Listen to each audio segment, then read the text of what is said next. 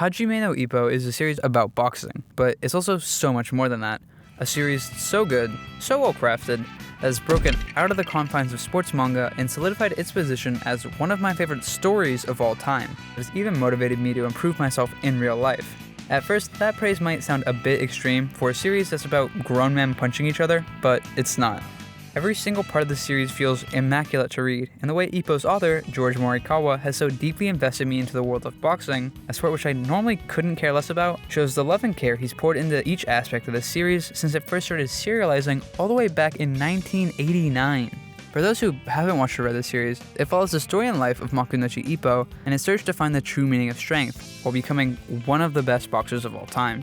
Despite that premise being pretty standard for shonen and sports series, what makes this story so compelling is how Morikawa has masterfully shaped Ippo as a character. At the start of the manga, he's a kind but shy kid who gets beaten up daily. But once he finds boxing through the helping fist of Takamura, a pro boxer who helped Ippo after seeing him beaten up, something inside of him shifts. From that point on, we follow Ippo day by day, fight by fight, and we get to see him transform, not into just a great boxer, but into a better version of himself. A mature adult who can handle himself and others, both in and out of the ring. He even forgives and befriends the trio of bullies who used to terrorize him, transforming them into some of his biggest fans. With all that growth, all that change being directly sourced from his newfound love for boxing. From his first spar to his title attempts, every time Ippo steps into the ring, he comes out a changed man. Each and every punch being packed with a ton of personal and physical growth, allowing him to surpass his limits in stellar ways, like his ability to continue on long after he physically shouldn't be able to, or just helping him finally find enough courage to ask his crush out.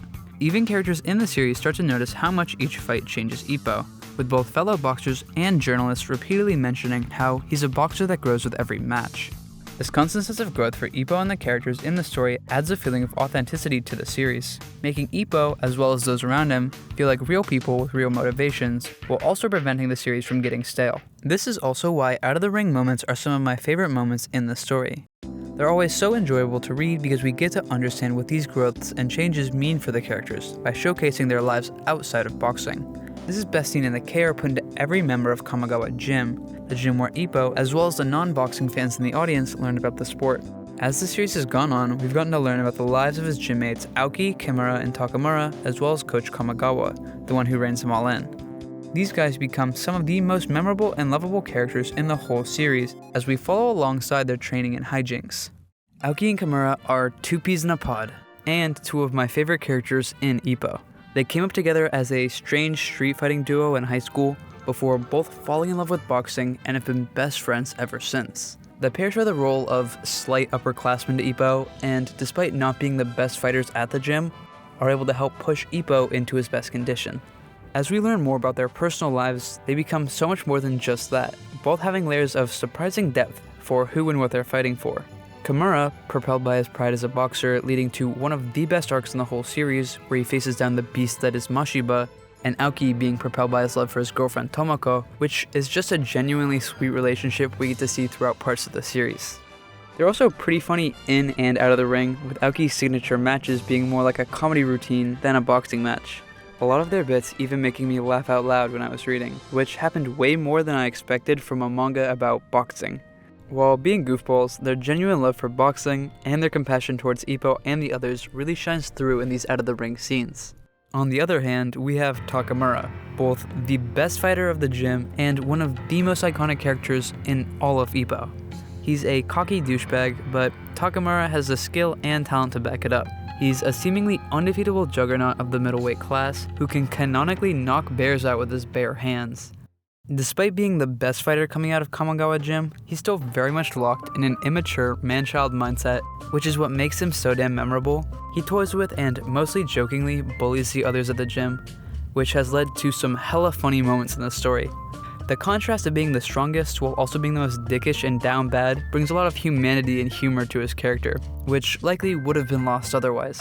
I will say that some of it goes over the bounds on occasion, with some of his actions feeling more like harassment than playful bullying. But this manga was first serialized in the 80s and 90s, so it's mostly a sign of the times. Even with his bizarre attitude, it's clear that he loves boxing as well as his gym mates, stating it's the only place where he's ever felt that he truly belongs. This, paired with his chat with Coach Kamogawa right before the biggest fight of his life, is one of my favorite moments in the whole series. I was cheesing the entire time. Speaking of Coach Kamogawa, his ability to transform his students into great boxers, no matter where they're from, really showcases his prowess as a coach. During his prime, he was a formidable boxer in post-World War II Japan, and that skill still shines through all these years later, with him teaching his students through techniques like mitt hitting, using each strike to guide their fists without even speaking. The way he's able to keep all of them, including Takamura, in check shows how they deeply understand and respect his teaching ability. He's a very serious coach, but despite his strict style, his love for his students and boxing as a whole is very apparent, from how he seconds for his fighters, being prepared to throw in the towel the moment the fight could damage his students' health, to his occasionally absurd training methods for his fighters that always seem to have a way of working out. These four characters come together to create an immaculate supporting cast and help make every moment they're on the page significant and memorable. The cast isn't just limited to the core gym mates though, with each and every character in the story having been completely thought through. Take those bullies from earlier. After becoming Ippo's fans, Umezawa, the ringleader, actually completely changes his ways and even starts working at Ippo's mom's fishing business to help take some stress off of Ippo. He becomes a recurring side character, and getting to see his growth for hundreds of chapters after he first appeared makes his side story land so well. The conclusion of his arc, where he finally apologizes to both Ippo and his mother, was so well written it actually made me tear up when I first read it. Even Ippo's opponents have had loving care poured into their stories. No matter how intense or even downright evil they seem, there's always a reason that helps the audience understand and connect with them on deeper levels. They aren't treated as Monster of the Week characters either, with most of them coming back up a lot throughout the entire story. Morikawa's dedication to fleshing everything and everyone out in this world is why I first fell in love with the series, and it's what's kept me hooked throughout the hundreds of chapters I've read. The first time I really felt that way when reading was when Ippo's gym mates took him to their yearly training camp, a retreat where they dedicate a whole week to non-stop boxing, with just a little bit of shenanigans on the side. Despite this being both the readers' and Ippo's first time on the trip, it really feels like the other three have done this many times before. This feeling shining through when we see how much better they are at training on the beach when compared to Ippo. But they all make sure to help him out, teaching him how to keep up with them, despite their differences in skill and weight class. The beach also serves as a nice escape from the hustle and bustle of the city, providing the four with the perfect mental state to hone their styles. We get to see as everyone comes together throughout the week, improving as a unit, while teaching both Ippo and the reader some of the key concepts of boxing. On the final night of their trip, they celebrate by setting off an array of fireworks. As they watch them explode in the night sky, each one declares their goals for boxing, being motivated to push themselves even further by the presence of their friends. This peer-to-peer motivation is one of my favorite elements from Ippo, with everyone from the gym pushing each other to new heights. This is one of the main reasons I've stuck with this series. Seeing these characters grow and improve because of each other has actually helped me grow in my daily life as well. Okay, I know that sounds corny as hell, but I first started reading a couple months ago, and it's been one of the few series that I've consistently stuck with day after day. I was kind of all over the place when I first started because it was the final semester of my senior year of high school, but Ippo helped me get through and even motivated me to get back in the rhythm of going to the gym, which has been great for both my physical and mental health. The third and weirdest reason I've stuck with Ippo over these last couple months was the strange way I was originally introduced to the series. It all started when my friend wanted to play a Roblox game. Okay, wait. Just hear me out on this one, please. The game was called Untitled Boxing Game, and while the title leaves a lot to be desired, the core game is actually really fun. Unlike most Roblox games, which are pretty shoddy or just a direct ripoff of some other game, everything in Untitled Boxing Game's gameplay is original and feels great to experience. The closest game I can compare it to is Punch-Out!, but if it was multiplayer and you could move around the arena. The game is built on a few key mechanics which all work together to make each fight feel important, impactful, and even at some points insanely cinematic. From the rush you get when you hit a perfect dodge, to the satisfying feeling of landing a combo you came up with, every aspect of this game is filled with love and care for boxing, and is also completely based on the world of Hajime No Ippo.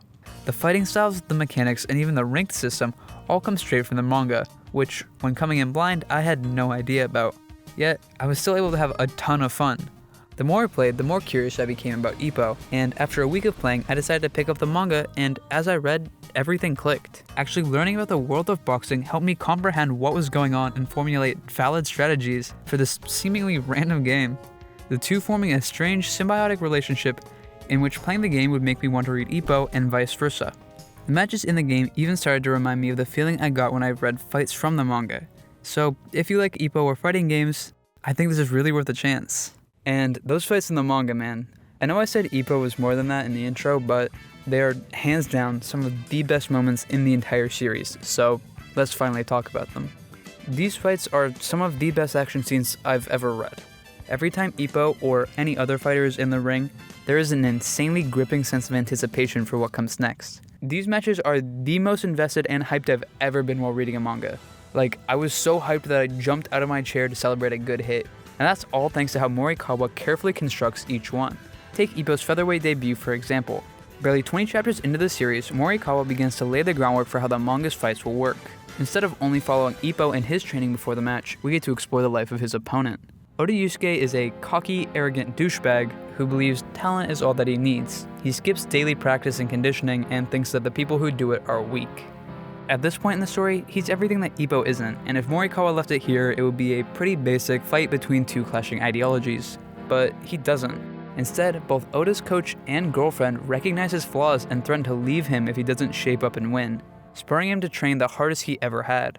Like I mentioned earlier, Morikawa uses his technique of humanizing the other boxer before nearly every fight to give us an understanding of who and what they're fighting for, helping the reader become even further invested into the matches while also constructing a genuine mystery of who will win rather than just having an OP main character who steamrolls everyone. The real show begins as we follow each fighter into the ring. At first, everything is going swimmingly for Ippo, his ceaseless training being paid back through winning their hit trades, even knocking Oda down once. But after getting back up, Oda was only filled with more motivation to win. Suddenly, a fist flies at Ippo's face, which he narrowly avoids, only being skimmed by the glove. But then, the referee stops the match and we cut to this panel of Ippo's face, soaked in his own blood. The skim had given Ippo a nasty cut just above his eye.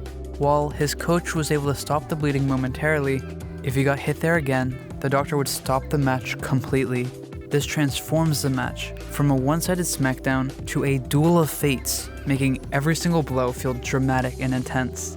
Morikawa uses obstacles like this, be it a seemingly unbeatable technique or injury, throughout the series to make each fight more intense, while also shaping them into brilliant moments of storytelling. In this way, each match serves to show Ippo and his opponents in a new light, all while stopping them from becoming repetitive. As each fighter returns to the middle of the ring, they exchange blows, and Oda, desperate not to lose, starts targeting Ippo's weak point, trying to reopen the cut on his eye. Despite blocking the hits, Ippo's arm gets injured and the cut opens back up from their pressure, making it only a matter of time until the match gets stopped. Despite everything, Ippo drops his old guard in exchange for Southpaw, a style that would allow him to fight better with his wounded arm. Nonetheless, he's pushed into the corner of the ring. With nowhere left to escape, Ippo's hit once again in the cut, shooting blood across the ring, cueing the referee to start walking over to stop the match. But Ippo, unwilling to lose, lets out a final flurry of punches, all of which find their mark on Oda's face, sending him crashing down to the mat below. Ippo had won his debut match by a last-second KO. But he doesn't celebrate. Instead, he shows his kindness by bowing to the audience in thanks. This is an insanely triumphant moment for both Ippo and the reader, with the past 20 chapters all building up to this point.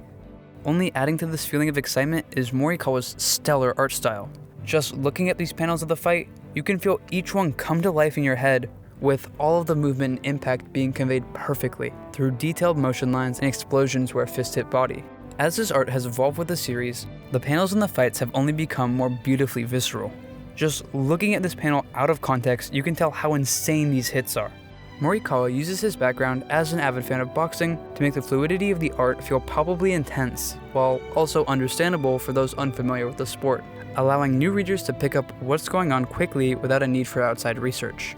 All of these elements come together throughout every fight to make them some of the best and most impactful moments in manga as a whole, and help make this series so amazing to experience. This, paired with the excellent out-of-ring storytelling, is why the series is so well-renowned and long-running. Morikawa's ability to write Ippo weekly for the past 30 years while simultaneously helping out at his own boxing gym, even sometimes seconding for his boxers, is absolutely mind-blowing to me. This manga has become one of my favorite parts of 2024, and I genuinely cannot wait to read more of it. I actually procrastinated writing the script for an entire day because I could not stop reading it. All I'll say is the Battle of the Hawks is amazing.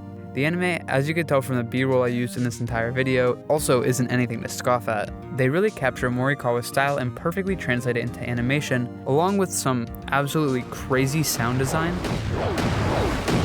The old dub is also absurd and campy, and it makes some of the scenes hella funny. Hey, Ippo, why don't you come to my house? Huh? You mean that's okay? Sure. Really? You're saying that's really okay? Of course. Whoa, I don't believe it. It's been years since someone invited me to their house.